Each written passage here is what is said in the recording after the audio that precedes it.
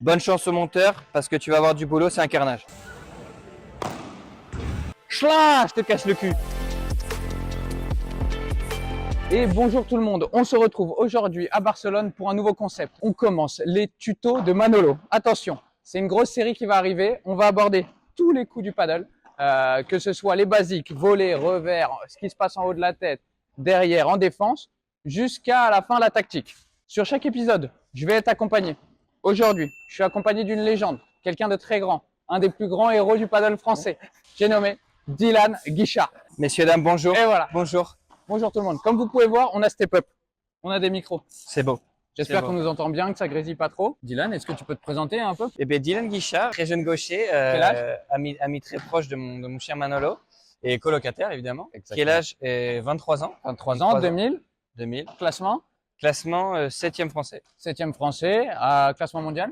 Classement mondial 140e. 140e, voilà. Aujourd'hui, les amis, qu'est-ce qu'on voit? On voit la Vibora del Churrasco. Coup très important au paddle. Il faut le dire. Dylan maîtrise bien ce coup et ce qui est très intéressant là pour le coup, c'est que moi, je ne tire que des banderas normalement. Je viens de commencer la Vibora il y a 3 jours. Du coup, ça fait un peu l'effet débutant. Je recommence des bases et c'est ce qu'on va essayer de vous inculquer aujourd'hui. Sur cette vidéo, on va voir la théorie d'abord. Pourquoi on joue la Vibora? À quoi ça sert? Qu'est-ce qu'on va avoir comme coup derrière? On va voir techniquement comment ça marche et après, on va voir toutes les variantes de la Vibora et vous donner quelques tips entre guillemets de professionnels. Pourquoi entre guillemets? C'est terrible. J'ai du mal avec. C'est terrible. J'ai pris un gaucher. Il y aura souvent des gauchers dans les tutos pour faire image miroir, évidemment, droitier, gaucher. Dis-le que je suis là que parce que je suis gaucher. Oui. La Vibora, les amis, à quoi ça sert? C'est un coup de construction ou de finition, à l'instar de la Bandera où c'est plus un coup d'attente où on essaye de reprendre le filet. À haut niveau, la Vibora, ça peut aussi être un coup pour reprendre le filet, mais là, on va la voir, c'est vraiment construction ou finition. Ça ressemble à un slice un peu au tennis. C'est une balle qu'on va prendre généralement très vers la droite, où on a une zone qu'on va reprendre 80% du temps. Et sur ça, Dylan, tu vas nous dire où est-ce qu'on la joue. Exactement. Alors, la Vibora, quand est-ce qu'on la joue? On la joue sur des lobes qui sont pas trop courts, sur lesquels on pense qu'on peut pas finir le point. Il faut qu'il y ait une certaine amplitude avec le bras et que le bras soit quasiment tendu.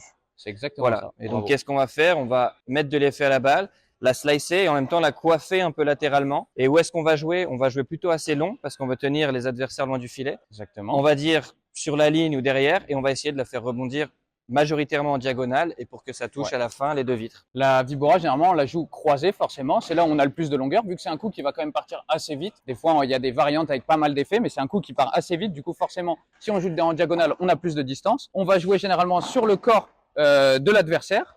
Pourquoi? Parce que c'est le moment où si la balle vient vite, il doit se décaler, ça va toucher la vitre et on a du temps pour reprendre le filet. Exactement. Et après avoir un bon coup derrière. Et il y a aussi un truc hyper important, c'est que c'est un coup quand même qui doit pas être trop lent. Ouais. Parce que mine de rien, on essaye de le jouer long. Donc il faut que si jamais l'adversaire s'avance, ce soit dur pour lui de venir bloquer la balle. Donc on essaye de mettre quand même un minimum de vitesse et on essaye de prendre l'avantage soit par la vitesse de la balle, soit en la mettant un peu plus lente si l'adversaire est vraiment loin et avec l'effet pour que ce soit difficile à défendre. C'est exactement ça. Bravo mon Dylan. Voilà.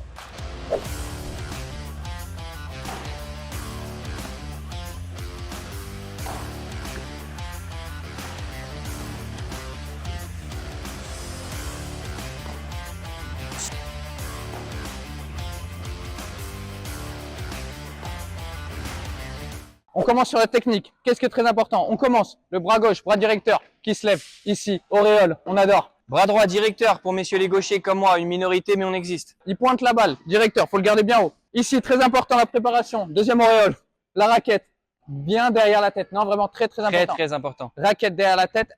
Au début, commencez en vous touchant le crâne. Ici, bras ici, et on attend la balle. Là, qu'est-ce qui arrive? Les appuis. Qu'est-ce qui se passe? Les appuis. On va faire appui semi-ouvert. Le bras devant, de façon à pouvoir jouer toutes les zones. Une fois qu'on est dans cette position, on peut jouer diagonale, on peut jouer au milieu et on peut jouer croisé. On peut tout faire. Semi-ouvert.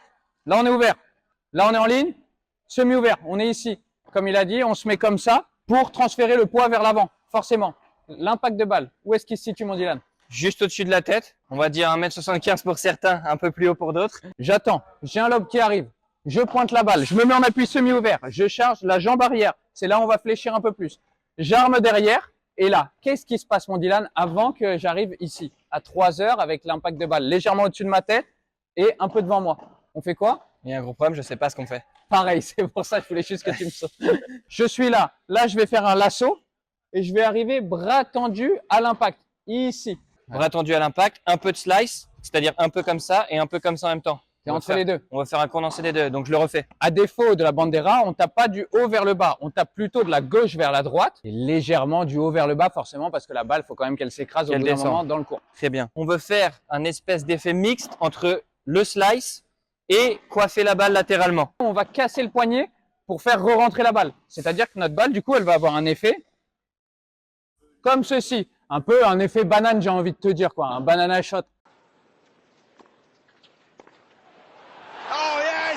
Mon petit man, j'ai une question. Oui, Où est-ce qu'il finit le bras? le bras après l'impact, où il finit. On est donc ici. Mouvement de rotation, on accompagne et du coup, le bras va finir en dessous de l'autre épaule et souvent avec l'autre bras derrière. Très important, on a les appuis ancrés. Oui, C'est le bras qui dirige, donc on fait un transfert du poids du corps. Le bras passe en premier et le corps suit. L'objectif de ce coup quand même, quand on a les appuis posés et qu'on a le temps, c'est de frapper et d'ensuite repartir vers le filet pour reprendre l'avantage. comment je tiens ma raquette pour faire une vibora? Pour ce qui est de la prise pour la vibora, on va être sur une prise marteau, voire un tout petit peu plus ouverte, Pour donner un peu plus d'effet. latérale. Ça Exactement. sera plus compliqué avec une prise plus ouverte. Ça sera vraiment pour les plus expérimentés. Au début, je vous conseille vraiment marteau. Marteau, qu'est-ce que c'est comme prise? On va faire un plan où on vous montre plus proche. Mais marteau, c'est vous prenez la raquette. Qu'est-ce que vous faites pour taper le plus fort possible la raquette contre le sol? C'est la prise que vous avez. C'est comme ça.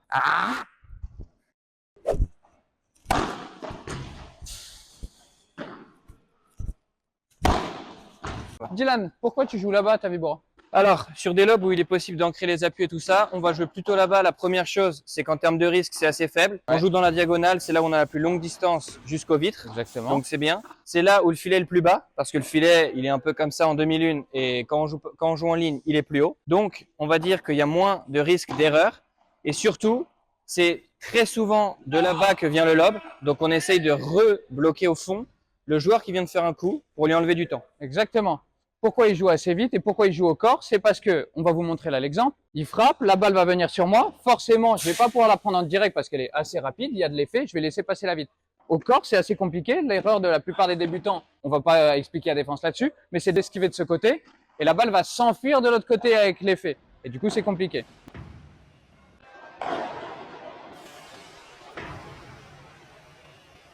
Même en jouant en diagonale, il y a plusieurs variétés. Déjà, nous, étant gauchers, comme on est moins nombreux, c'est un peu plus difficile souvent pour les joueurs de droite de nous défendre. On commence à être de plus en plus nombreux, donc ils commencent à être habitués, mais ça leur coûte un peu C'est une plus secte ou? qu'un droitier. Mais on est quand même des perles rares, on va se C'est dire. vrai. Et donc, il y a plusieurs choses. Notre effet déjà est inversé par rapport au droitier, donc ça change un petit peu les habitudes des défenseurs. Ouais. Et puis, on va pouvoir faire plusieurs choses. Nous, les gauchers, on peut d'abord toucher la vitre latérale, puis celle du fond. Et du coup, notre balle va revenir le long de la vitre latérale avec l'effet du gaucher, ce qui est très contraignant à défendre. Et alors, sinon, on passe derrière le pied gauche du défenseur. Et donc, il va devoir effectuer une rotation pour défendre après les vitres, ce qui est aussi très coûteux et ce qui est vraiment c'est compliqué. très Niveau compliqué à coordination, faire. c'est difficile et après, on va pas recevoir un coup difficile. C'est vraiment un coup, quand on est bien placé, où on essaie vraiment de faire mal, dans le but de terminer le point, la frappe d'après ou deux frappes après. C'est-à-dire que si notre coup est très bon, la défense va être moyenne, on peut se coller au filet et on peut frapper fort sur la prochaine. Oh, Dylan, mais t'as plus le même maillot, plus la même coupe et plus la même barbe. Qu'est-ce qui s'est passé? Pas du tout. C'est juste que voilà, youtubeur novice, pressé par le temps, pas pris assez de temps également pendant la première heure pour faire la vidéo. On se retrouve une semaine après, plus les mêmes tenues. Maintenant, on va voir les variantes de la vibora, notamment la plus connue, la vibora au milieu. Dylan va nous expliquer, le monsieur l'expert en vibora, Oui, quel expert. quand est-ce qu'on utilise cette vibora au milieu? Alors, ce qu'on aime bien au paddle, c'est de pas être prévisible et d'avoir, entre guillemets, plusieurs cordes à son arc avec une même préparation pour pas que l'adversaire se place avant même qu'on frappe à l'endroit où il pense qu'on va mettre la balle. Quand est-ce qu'on va utiliser la vibora au centre? Pour un peu recentrer les adversaires. Si on l'utilise jamais, ils vont avoir tendance à rester vraiment dans les coins. Donc, on va venir faire une vibora un peu courte au centre où on va viser cette zone, le T, qui est juste devant moi ici. Oui. Et dans quel autre cas de figure on va pouvoir faire ça? Si nos adversaires nous font un très bon lob au centre et qu'on les voit monter, Exactement. on peut aussi essayer de la raccourcir encore plus et jouer la zone, l'espace libre, la zone au milieu. Donc avec cette vibora, peut-être on va essayer de mettre un tout petit peu plus de vitesse que s'ils étaient au fond. Ouais. Pour pas qu'ils puissent la voler. Exactement. Après, c'est pas grave si elle touche la vitre derrière ou quoi. Mais voilà, c'est sur un lob long où l'adversaire va monter. Il y aura souvent un espace au milieu. Notre partenaire est censé nous dire ça monte, ça monte, ça monte. On entrevoit l'espace et on va glisser ce coup. Pourquoi dans la vibora de base au milieu on joue lentement? C'est parce que c'est complètement logique. Le terrain est plus court, à l'instar de la vibora croisée. Le terrain est plus court, la vitre arrive plus vite. Du coup, forcément, il faut jouer un peu moins fort, sinon la balle rebondit. fort dans la vitre, remonte et donne un penalty à l'adversaire. Aussi, on peut juste simplement dire que si la balle a trop de rebonds sur la vitre du centre, il n'y a qu'une seule vitre et c'est beaucoup plus facile pour des bons joueurs de nous faire un bon lob ou de nous faire un bon coup. C'est vrai. Si on joue fort dans les coins, c'est plus dur parce que mine de rien, ça touche de vitre et c'est pas vrai. si facile de remettre une balle très correcte. Complètement, que ce soit à bon niveau, du coup les vitres, forcément 2 vitres c'est plus dur, mais encore plus à un niveau plus faible, Très haut. débutant, amateur, si ce n'est même encore confirmé, où plus il y a de vitres, plus c'est compliqué à défendre généralement quand même.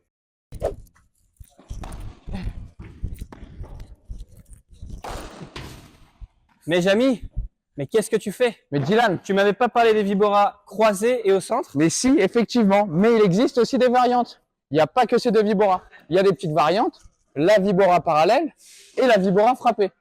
Vibora, smash d'hiver, enfin voilà, il y a des termes qui diffèrent, mais bref, on va appeler ça la Vibora frappée, Vibora à plat. Pour la Vibora parallèle, on va laisser plutôt s'exprimer un gaucher. C'est souvent les gauchers qui l'utilisent plus que les droitiers, même si en soi les droitiers peuvent le faire. C'est juste que les gauchers, forcément, il y en a moins, ça surprend plus, et ils sont un peu plus efficaces là-dedans, j'ai envie de dire. Alors pour la Vibora parallèle, en tant que gaucher, moi je sais que je l'utilise pas assez Oui. et il faut vraiment plus le faire. Alors ça va être sur des balles où je vais me déplacer vers le centre la plupart du temps, c'est-à-dire un lob au milieu que je vais choisir d'aller prendre et ou que mon partenaire va me laisser. Et en fait, pourquoi on va aller de temps en temps parallèle, c'est pour changer parce que la plupart du temps, quand moi gaucher je vais faire une Vibora, mon adversaire dans ma diagonale va se rapprocher de son coin et l'autre va coulisser un peu vers le milieu du terrain. Oui. Ce qui fait qu'avec une Vibora parallèle, je vais surprendre. Je peux toucher soit la vitre du fond, Ouais. puis la latérale d'abord, ou inversement en fonction de la position de mon adversaire. Mais c'est vrai que nous, les gauchers, on est quand même moins nombreux, et donc les joueurs de gauche n'ont pas vraiment l'habitude de défendre Exactement. des Vibora de gaucher. L'effet est inversé, donc ça rend la défense dans les vitres encore plus dure, et donc c'est une arme qui est quand même assez importante.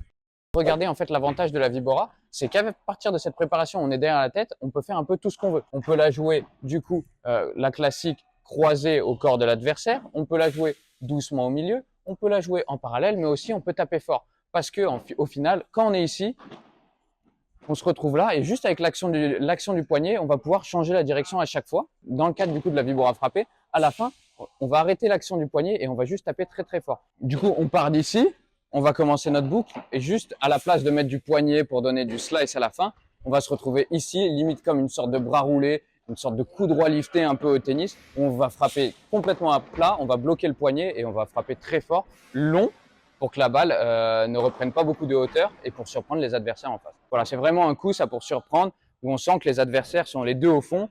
Même des fois, il y a le partenaire à bon niveau qui va annoncer les deux au fond ou les deux bloqués et voilà, on va changer et surprendre l'adversaire.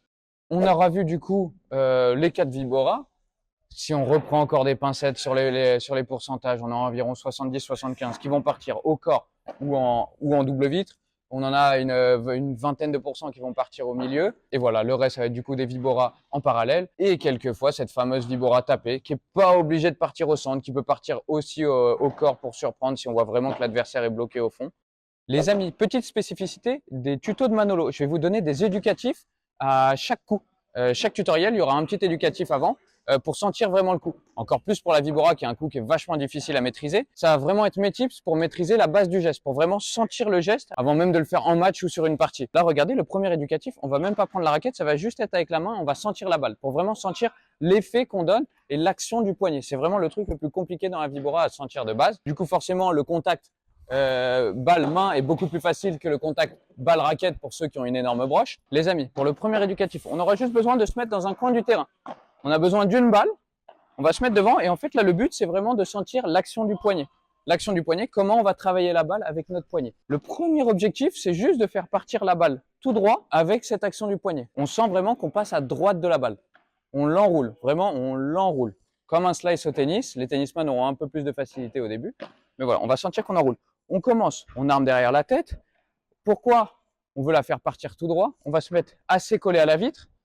On va essayer de la viser devant nous. Et que du coup, qu'avec l'effet, la balle se décale un peu vers la droite. Ce qui est le principe de l'effet de la Vibora. La balle part à chaque fois vers la droite. Pour un gaucher, la balle part vers la gauche.